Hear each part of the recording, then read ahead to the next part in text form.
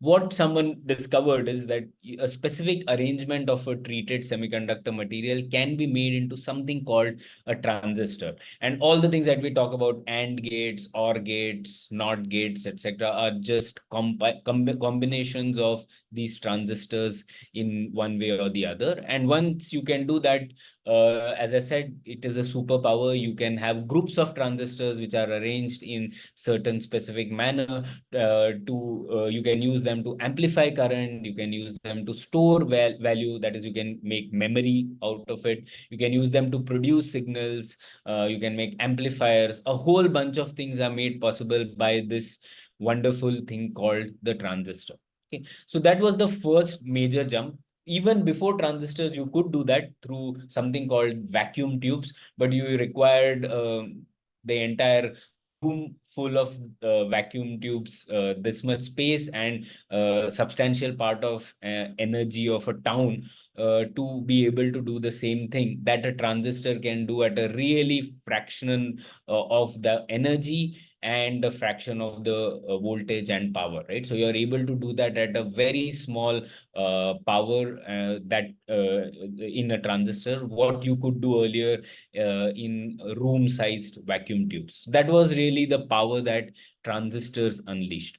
Now, the next major innovation came in the 1950s when someone thought that these transistors, even though they were themselves very small, if you have to combine them together and you have to connect wires from one transistor to the other, it was still a very complex task because the wires were still consuming energy. And if you have to make many connections with small transistors and wires going from one transistor to the other, it quickly became unmanageable because you had just too many wires running around. So someone thought that what if we could bring many of these functionalities onto a single substrate, onto a single chip? And that was the idea of the integrated circuit. So the idea was, can you pack in different functionalities, an amplifier, an AND gate, a NOR gate, all that into one single chip? And that was, once you can do that, you have these wires, etc., also running within the chip rather than outside it, and you are able to save on power, you are able to save on leakage current, many other things become possible, and you're able to make dense circuits. So that was the next jump. And integrated circuits were a major innovation. It also won the Nobel Prize. In fact, two different teams won Nobel Prizes for making the IC. Okay, so this was the next major jump. Once ICs were made, you had this idea that, why don't we keep adding and packing more and more transistors into a circuit? And once you do pack more transistors, you are able to achieve more and more complex functionality at the same power. And once you are able to do that with even smaller transistors, in the same area, you are able to pack in a large number of transistors, and you are able to achieve more complex designs. Right? So that was the idea which prompted this basic prediction in 1965 by Gordon Moore, who was then at Fairchild Semiconductor. And he said this thing, right, that the number of transistors in a dense integrated circuit doubles about every 2 years, and that ICs will lead to such wonders as home computers, automatic controls for automobiles, and personal portable communications equipment, which we today call as the mobile phone. So just imagine, he made this prediction when ICs just had 64 transistors, right? So an IC was very basic. It couldn't do, it could do something like a basic calculator or even less than that. But today you have, if you have an Apple iPhone or even a reasonably complex Android smartphone, you will have 134 million transistors per millimeter square. Right. So just imagine the kind of complexity that has been achieved over the last few years. So this idea that Gordon Moore said back at that point of time was just a prediction, but such has been the progress in this particular sector that it has almost been converted into a law, and that's what we call as the Moore's law, where this idea that dense integrated circuit will have transistors doubling every 2 years has sort of become has been kept true over the last 50-60 years, and that's why it has sort of become Moore's law rather than just a prediction. And that's what has enabled some of all the wonders that we take for granted today. If you have a mobile phone, if you have a laptop, all that is made possible because you are able to pack in smaller and smaller transistors in the same area, not taking more power, and you are able to achieve very complex things at a fraction of the cost that you would have back in 1940s or 60s. Right? So this is what the major innovation that was unleashed. Now, the next section that I'm going to talk about after briefly discussing what transistors and IC is, to understand what does this exponential jump enable a semiconductor domain to be about, right? And semiconductors are unlike many other technological domains in certain respects, and that is what I'm going to be discussing in the next section. So there are just 4 or 5 points, and I'm going to be talking about very quickly here. Right. So one is that, as I said, there is something different about this domain, and these are the things that we need to note. One, because of this fast growth in semiconductor technology, we have certain expectations about electronics that we don't have for any other domain, right? You don't expect your car to be having 2x the speed every 2 years, right? You don't expect your washing machine to be 2x better every 2 years, but you do expect your mobile phone to improve by 2x every 2 years, right? So that is what is enabled by the fast growth in semiconductor technology, and we have certain expectations from electronics that we don't have from many other domains, right? So we expect electronics to grow much faster at a much faster clip than in many other domains. The second unique thing about semiconductors is just the supply chain.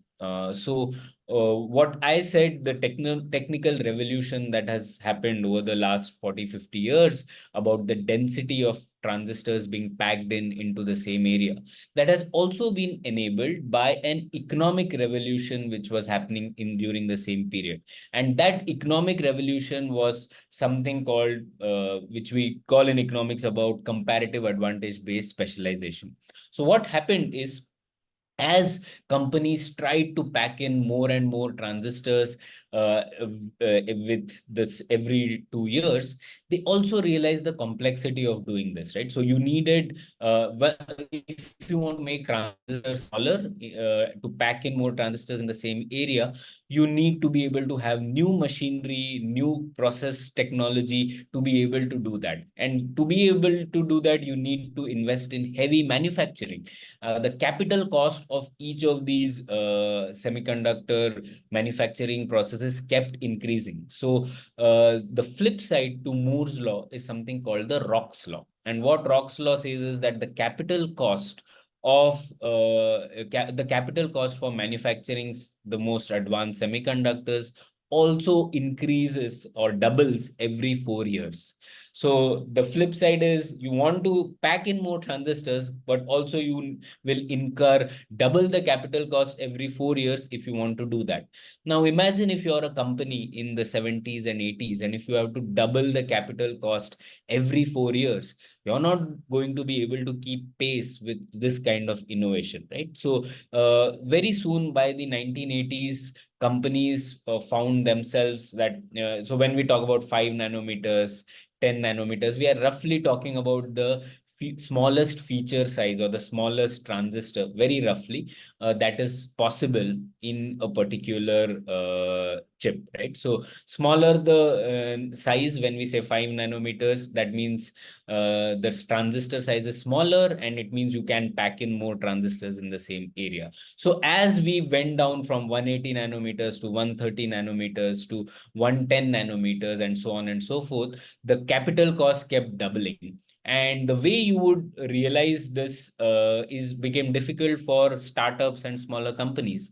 So there was an economic revolution which came to being, and people in Taiwan started saying that, hey, design companies, we will offer you a proposition. You don't need to keep investing in this capital every 4 years. We will take care of contract manufacturing for you. So whether you are AMD or whether you are another company which makes chips, you don't need to invest in this complex manufacturing. We'll do it for you. You just give us the designs, we will manufacture it for you, and we'll give you a manufactured chip back.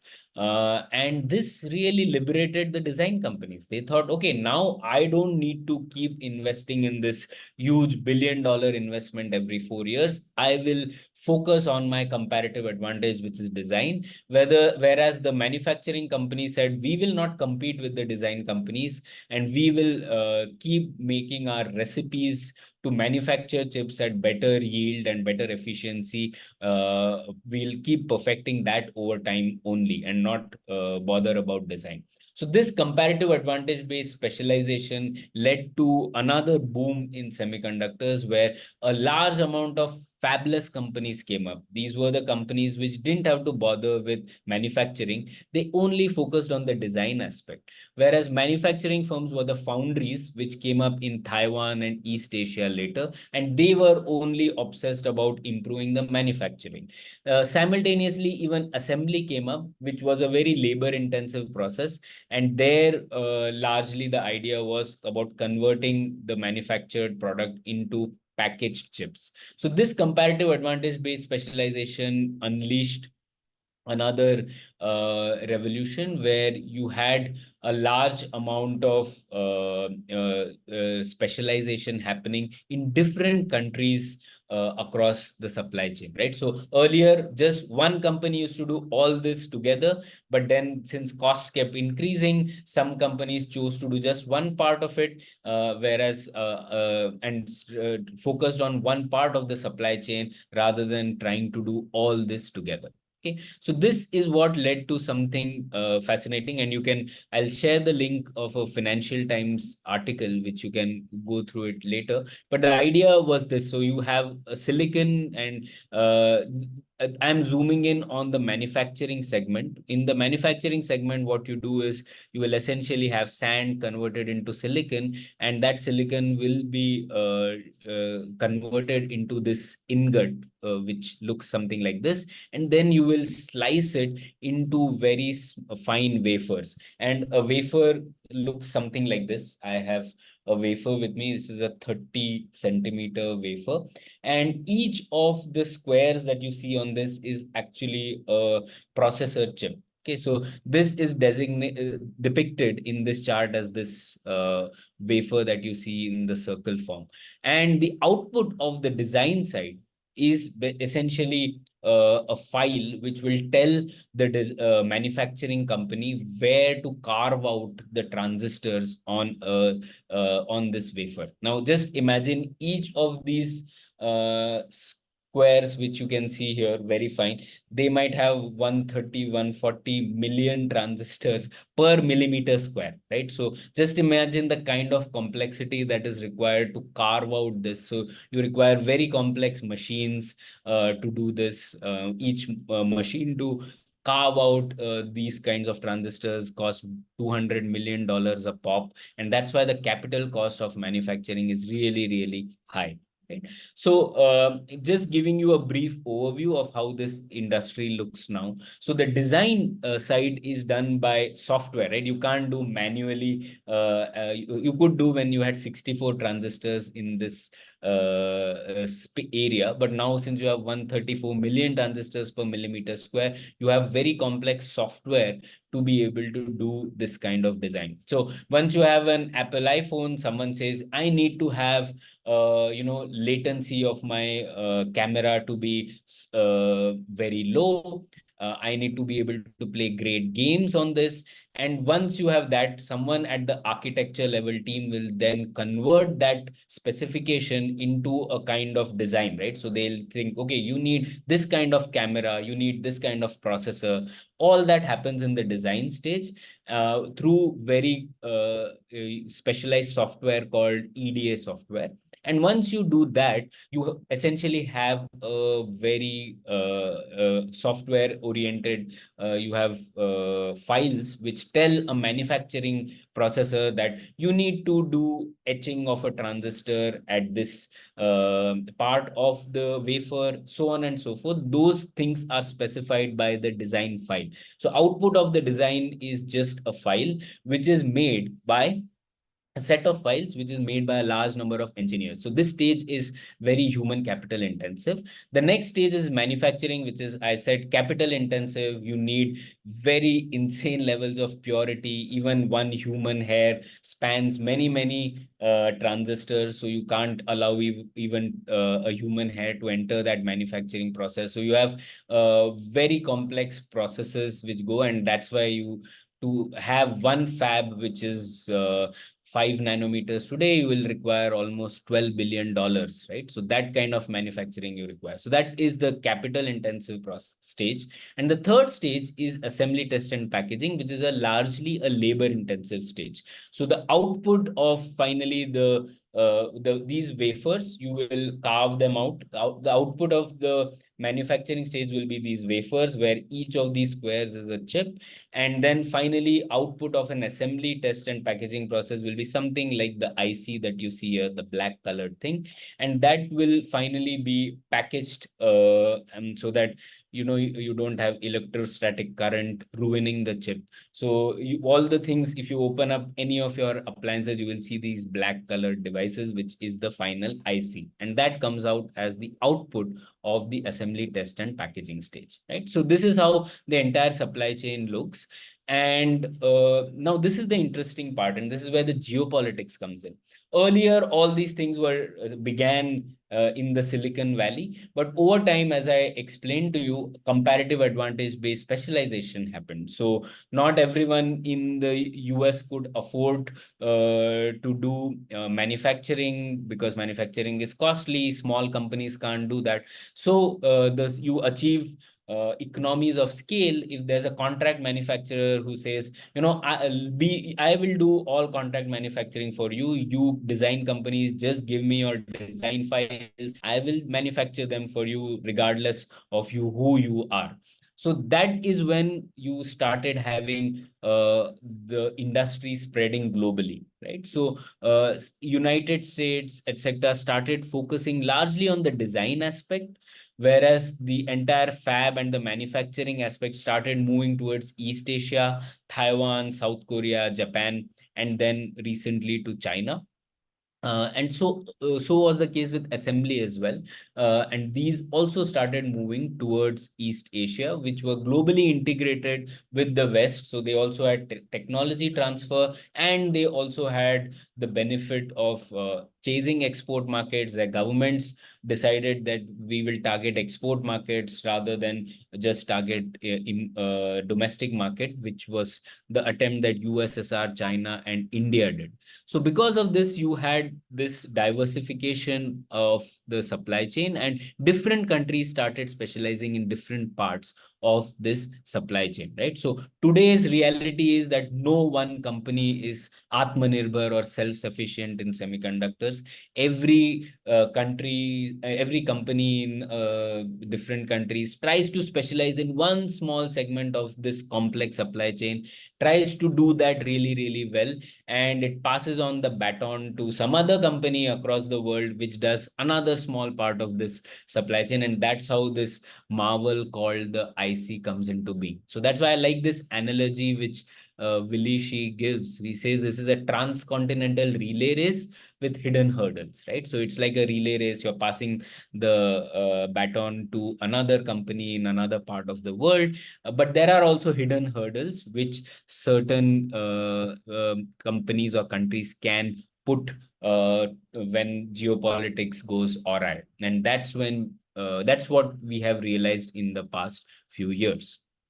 Okay, so this is another operating model that I already explained. So earlier you had something called the IDM model, where all these companies used to do everything on their own: design, manufacturing, and assembly. But that became quickly difficult to do, because every company would have had to invest billions of dollars in making their own manufacturing, which wouldn't have been utilized fully as well. So that's why you had this division, and you had certain companies now like AMD, Broadcom, etc., which only do the design part. You have manufacturing companies which we call fabs, TSMC, etc., which only do the manufacturing part, and then there are certain companies which only do the assembly part, right? So you had this division happening, and that led to a lot of benefit to all us consumers, right? We are able to get chips at really cheap rates because of this marvelous technical and economic revolution which happened simultaneously. Okay, so once we know this, we are in a position to understand some other unique aspects of the semiconductor domain, right? So because of this unique supply chain, there are other things which also happen in this domain. One is that civil technologies are far more cutting edge than the military ones. Generally, we think of militaries using the most cutting edge technologies, and then they spill over or spin off to the commercial domain. Whereas in semiconductors, you see exactly the opposite in the last few years, and that is what we call as spin-ons, right? So it is not spin off, it is spin on, where uh, essentially the most cutting edge work is happening in the commercial space, whereas not in the military space, right? So for example, NVIDIA's most cutting edge chips are being used by the likes of OpenAI and not by the US military yet, right? So now first they were used in commercial space, or your iPhone has the most cutting edge chip than in any military hardware, because military hardware have other requirements, not about, they don't necessarily need the smallest transistor. They need a transistor which is very reliable, which can withstand temperatures, which can withstand radiation targeting, etc. But they don't require the most cutting edge chips. Whereas your commercial requirements do need the most cutting edge chips. So this is another differentiating feature of this domain that we should be aware. The fourth one, if you want to do manufacturing, like I told you, $12 billion for a single fab. The only way you can do that is you need to have big investment, and you need to do this game over many, many decades. So knowledge decades and big investment are both required. You can't do that without putting this money in. So for example, TSMC, that I'm sure a lot of you would have heard about, wasn't made in a day's time, right? They started investing in this over 40 years ago, and over time they have now developed enough capabilities that they are at the top of the game, right? So it took many decades and constant investment, also support from the government, for them to be able to get to where they are today.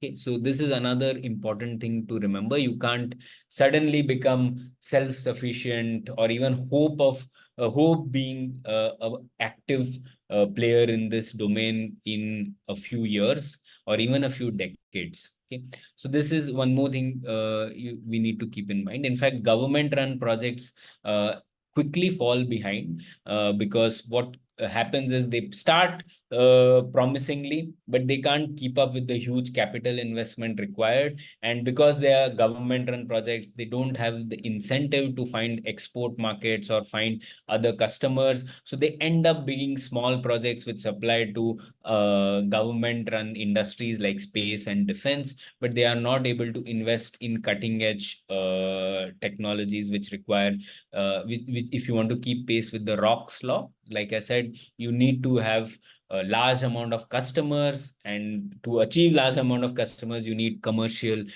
buying, right? Militaries don't have a big demand for these kinds of products. So this is another important part.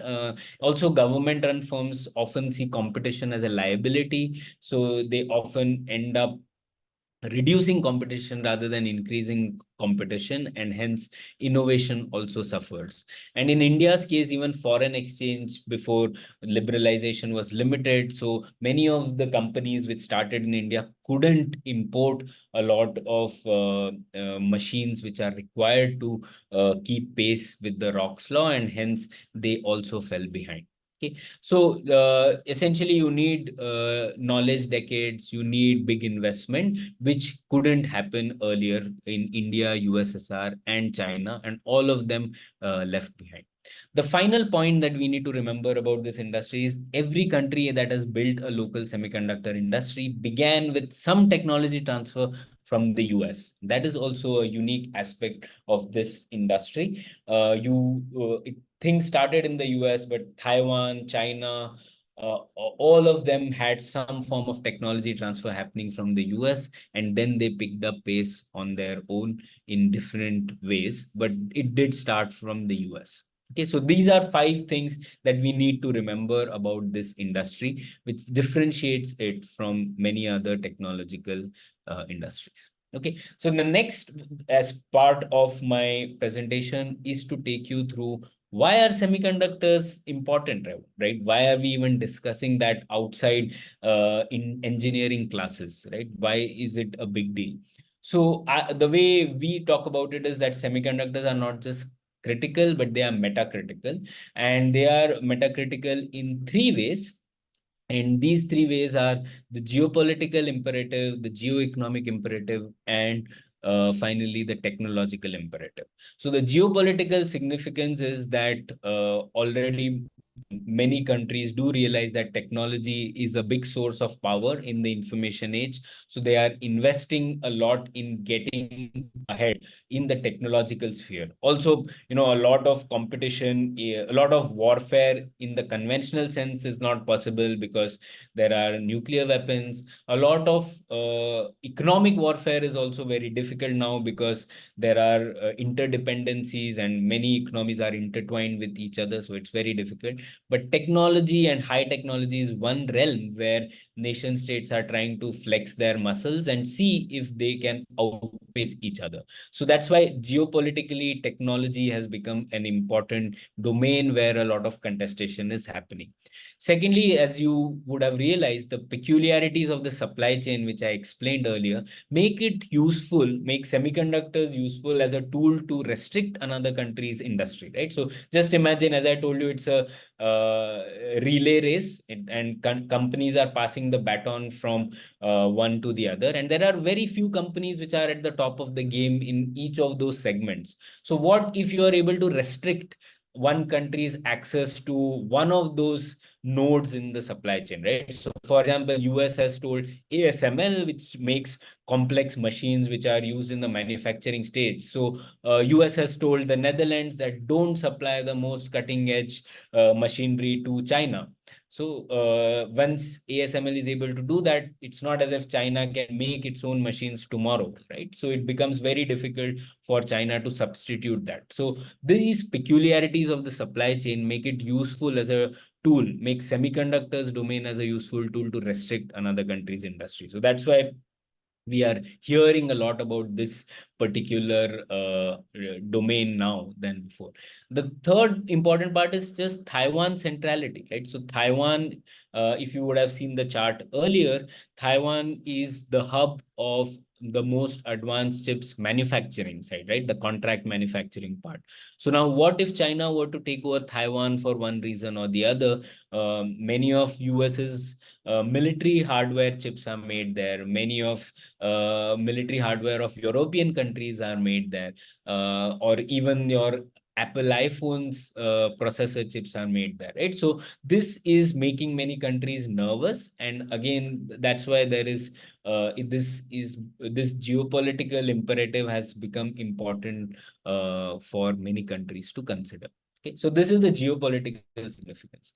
The second significance that has been brought to fore in the recent years is the geoeconomic imperative, right? So in COVID-19, you all would have heard that there were shortages, automobiles weren't coming online because People weren't able to buy many of the cars because the chips that were required weren't there, right? So because the slots for this contract manufacturing were all taken up by chips that were being used for laptops and data centers, right? All of us were on Zoom. The demand for that increased, and because the manufacturing slots are limited, the automobile makers weren't able to get the slots, and that's why you had those delays once COVID ended. So that made many countries realize that we need to do something about this. There are concentration risks, not just geopolitical risks. What if there is a drought in Taiwan, which is quite likely has happened in the past?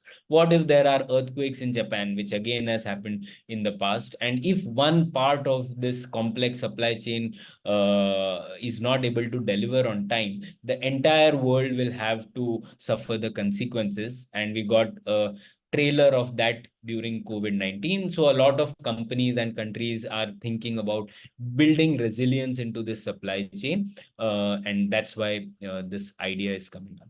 The third imperative is just the technological imperative, that it's not just the semiconductors underlie many of the other advances in technologies that we are talking about. So whether we are talking about advances in AI or advances in autonomous vehicles, finally, compute is a very important part of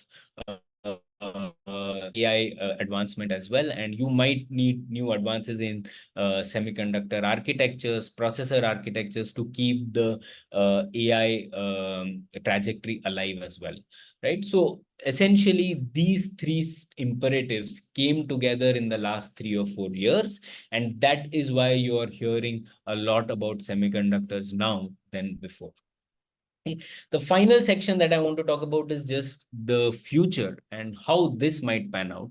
So in this chart, what you're seeing is that these are some of the geopolitical instruments that you might see operating in this domain, right? So if a nation state thinks that the objective they want to achieve is denial of semiconductors to its adversary, then you might see some of these instruments being used. Sanctions and controls, you're already seeing them. You might also see very strict investment screening regimes in the years to come. Whereas if the strategic objective of a nation state is just to outpace the adversary, then you might see some of these instruments being used, industrial espionage or just building partnerships. That's why you're seeing semiconductors entering the domain of bilateral and multilateral foreign policy discussions. You might also see this idea of indigenization and industrial policy, which is already being talked about a lot. Whereas if your goal as a nation state is just to increase supply chain resilience, not necessarily deny chips to your adversary, then you might see things like promoting of open source hardware. You might see nation states mapping supply chains, or you might see nation states partnering with each other to create a trusted and resilient supply chain. Right. So these are some of the instruments that you might see being used. So I would request you, I'll share these slides. I would request you to go through these. And when we meet day after tomorrow, if you have some other questions related to the future, we can talk about them before going to discuss India in specific detail. Okay. So with that, I will just stop.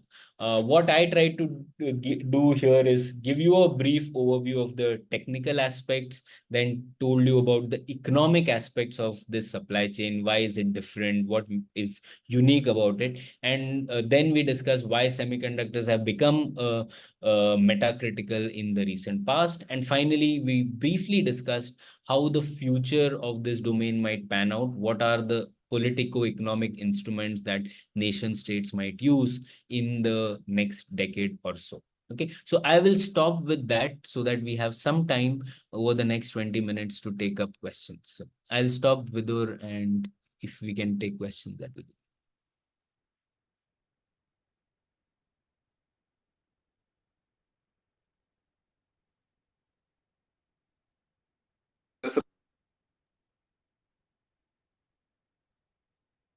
I can't hear anyone.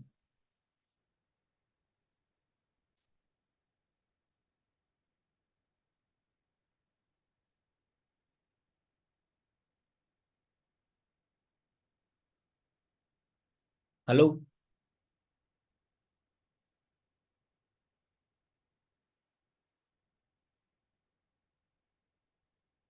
Am I audible? Hello? Yeah.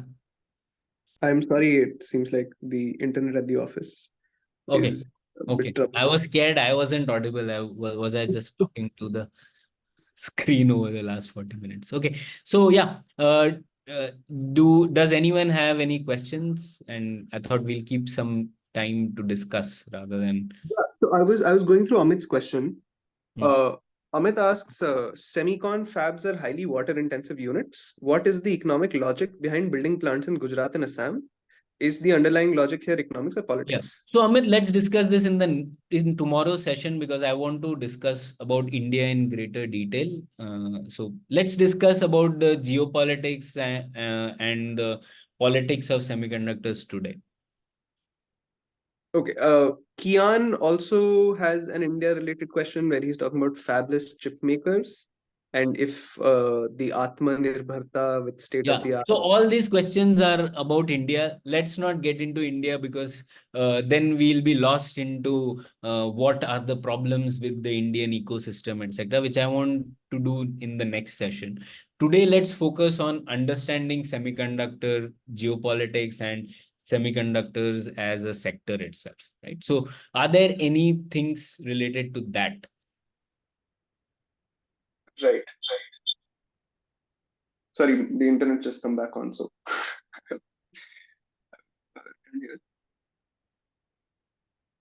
okay, we have another question about India.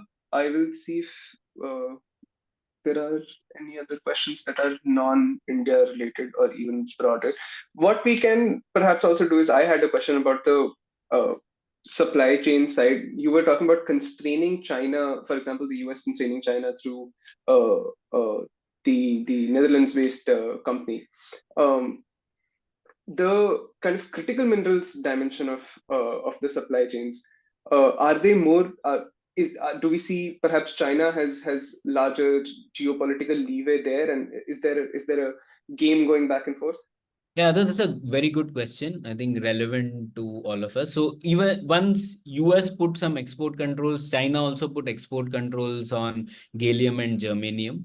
And in fact, when US had also put restrictions on Russia and Russia's semiconductor industry when the Ukraine-Russia war started, and that also led to shortages of neon and xenon, palladium, which are largely manufactured in Ukraine, Russia as well. So these nation states also have, as I said, none of the nation states are Atmanirbhar.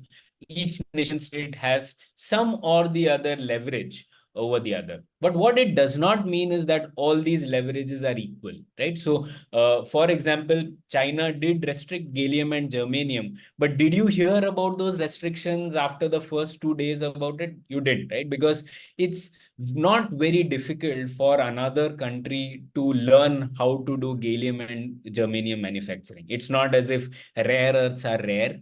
Rare earth metals, minerals you can get elsewhere. Even gallium, germanium, you can find elsewhere. It's just that China has taken the lead in processing of these critical minerals in the recent years. And if China restricts, some other nation costs will rise, but some other nation states can quickly start producing them. Whereas if US restricts, let's say the looking at software to make hardware, it's not as if companies can do that tomorrow, day after tomorrow, or even after a year, right? So the not all dependence is vulnerability. Some dependencies are really vulnerabilities, and the dependencies which are achieved through human talent, which are achieved through intermixing human talent, are very difficult to substitute in a short period of time.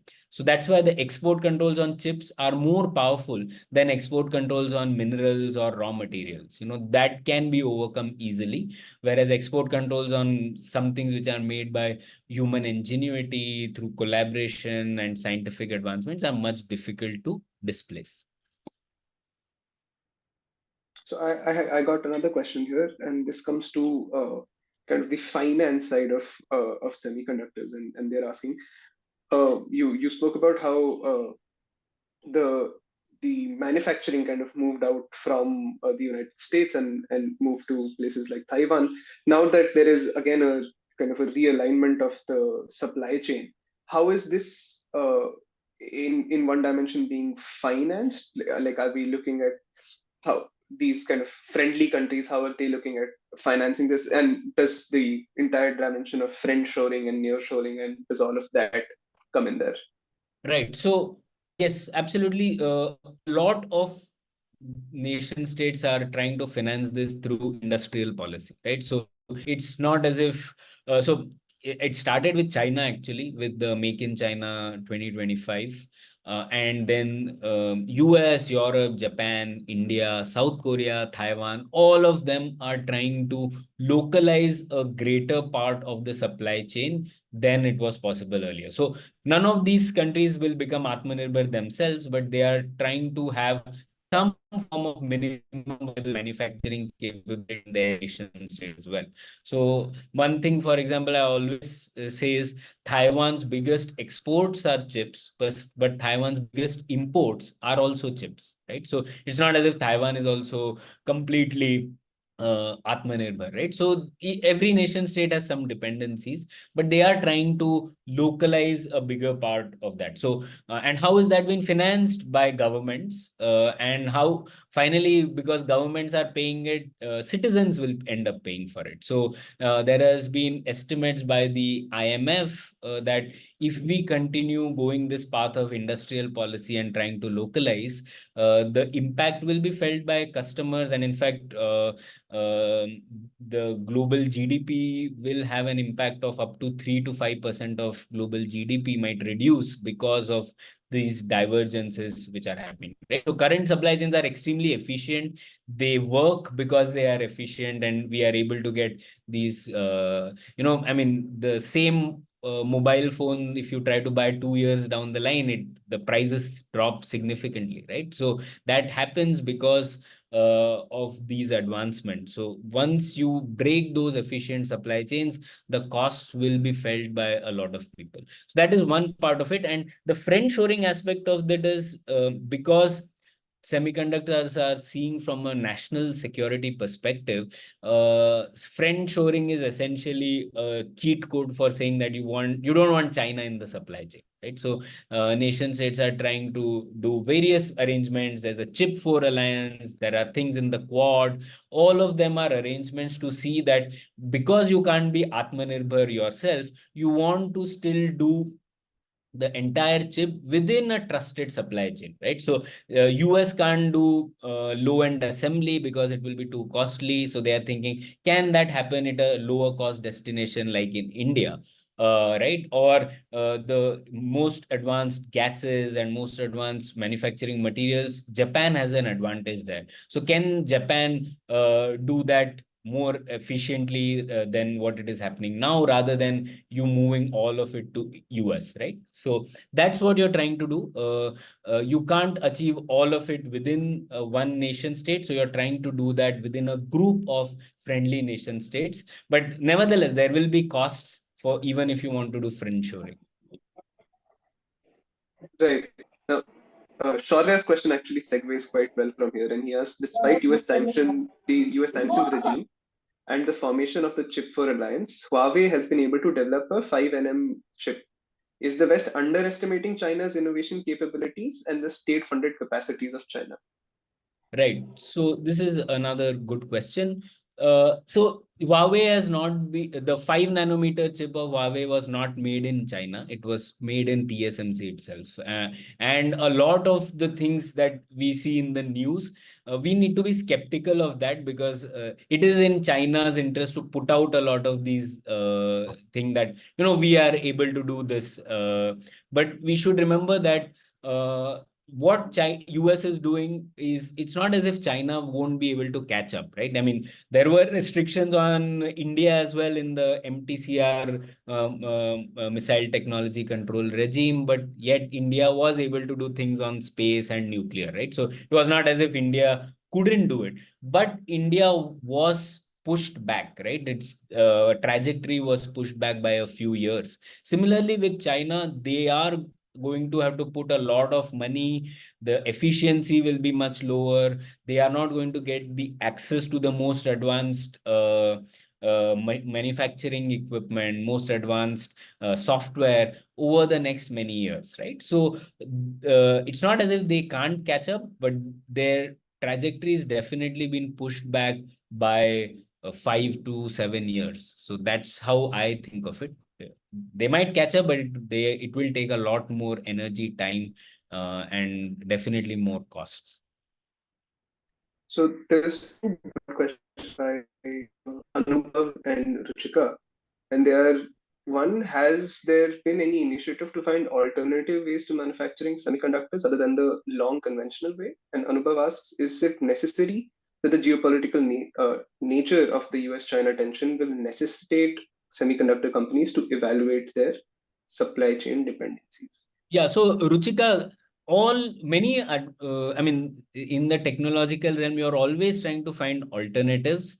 But the fact that it is such a complex process, even the alternatives are pretty complex, right? So there's no like a shortcut that will just make things easier. But there have been throughout that supply chain, which I talked to you about. So, for example, on the design side, many people are thinking that okay, these EDA tools, the softwares which I said, again, they are dominated by 3 companies in the world. So now people are thinking, can open source help there? So there are open source efforts to build open source softwares to make chips, but again, they are not at the cutting edge. Okay, so efforts are being done, but they are not at the cutting edge right away, because you do need massive capital in investments. You need a lot of R&D to be able to do things at the cutting edge.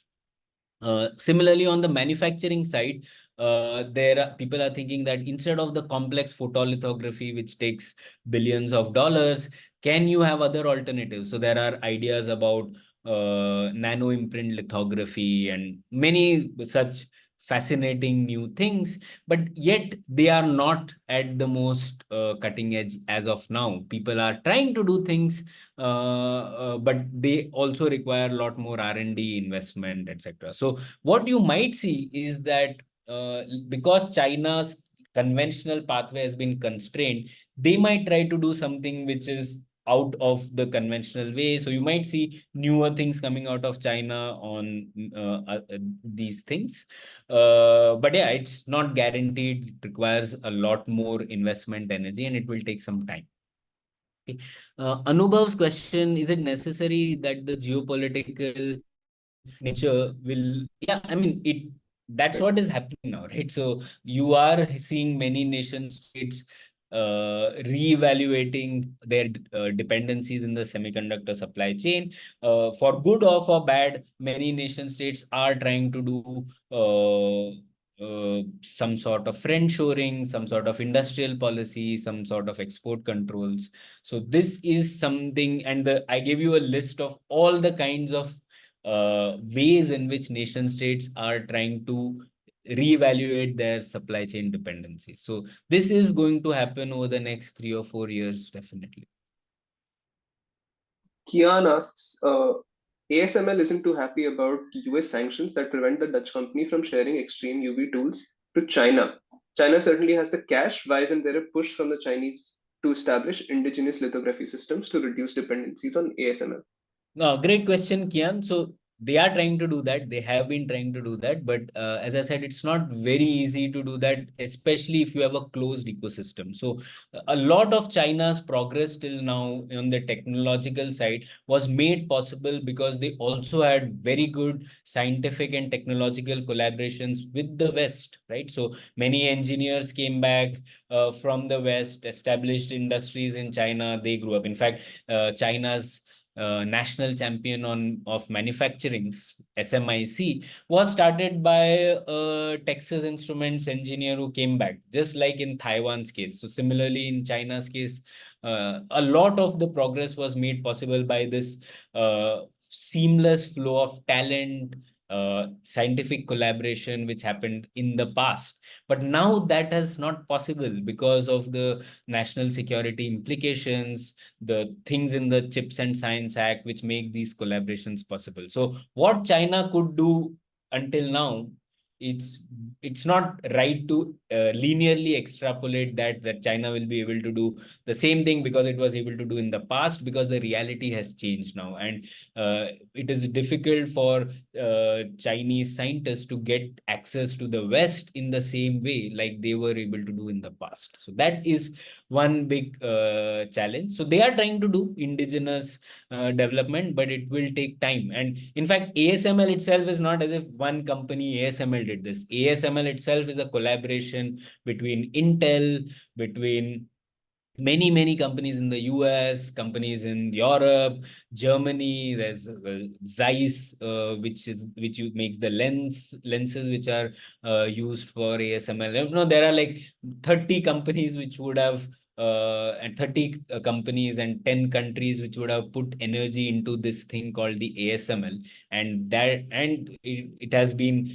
bankrolled over many decades, so ASML has also slipped its deadlines many times, but they have been able to get to a stage now. So it's very difficult for another company to come and say, I will do that in 2 years' time. Takes we say it takes a village to raise a chip. So it requires collaboration across the world to make that happen, and it can't happen in a closed ecosystem very quickly. That's the difference. That's how I connected to what the question that Vidur asked as well. uh, if China were to stop supplies of gallium germanium, sure, I mean, US will or India will find some alternative very quickly in 2-3 years. But the dependency which is generated through talent and through extensive R&D collaboration is really a vulnerability. It can't be substituted in 2 or 3 or 5 years. So they are trying, but it will be very difficult. So we're just about out of time, but there are these two interesting questions that I want to put forward. First, Shaurya asks, while the world focuses on the Taiwan Strait crisis as the disruption in the global supply chains, Israel is also developing a niche in the chip design and chip design and manufacturing. How important is the role of Israel in this global chip supply chain?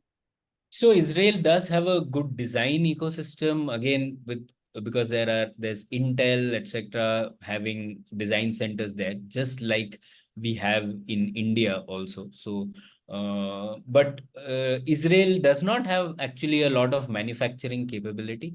They do have Tower Semiconductors, which makes very specialized analog chips, and Intel, etc., also have some manufacturing capability there, but it's not the top five manufacturing powers right now in semiconductors.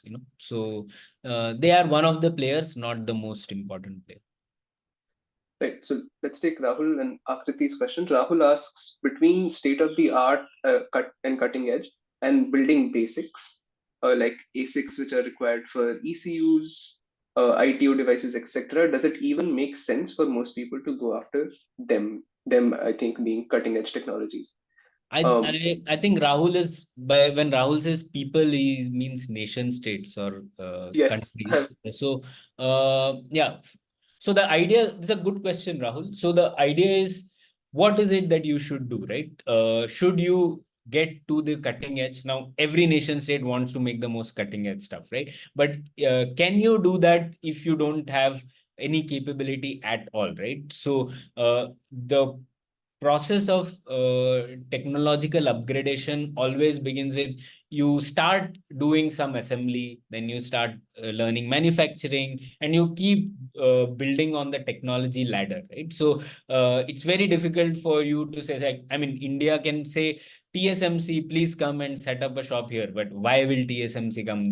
I mean, the all the capabilities that you require might not be there in nation state from the ground up, right? In India, we don't even manufacture one We don't even have one commercial chip manufacturing facility. So it takes time to build that capability. And that's how even Taiwan started, right? They didn't do the most cutting edge things right off the bat. They did the low value stuff, assembly, then contract manufacturing, which was very low value add. And then they crafted the recipe over time. And now value addition in the manufacturing segment is very high. So all the nation states in East Asia have also followed that path. Similarly, for India and other countries also, you will have to do that in one way or the other. That doesn't mean you have to only do manufacturing that way. India also has advantage in design, and it can quickly build capabilities in its comparative advantage there, whereas simultaneously build some capabilities in manufacturing to reduce some vulnerability. So I'm sure we'll discuss that in the next session. So I'll leave that as a hook for us to think about India in the next part. Right. I'll kind of end with this last question of Akriti's, which is, with the world moving towards a sustainable and greener future, is there a growing need for semiconductors in the green technologies? Can the complex supply chain of semiconductors keep us on track for meeting the objectives of the Paris Agreement? Yeah, I mean, the more complex the supply chain is, actually, the more efficient it also becomes, right? So the costs for the consumers reduce.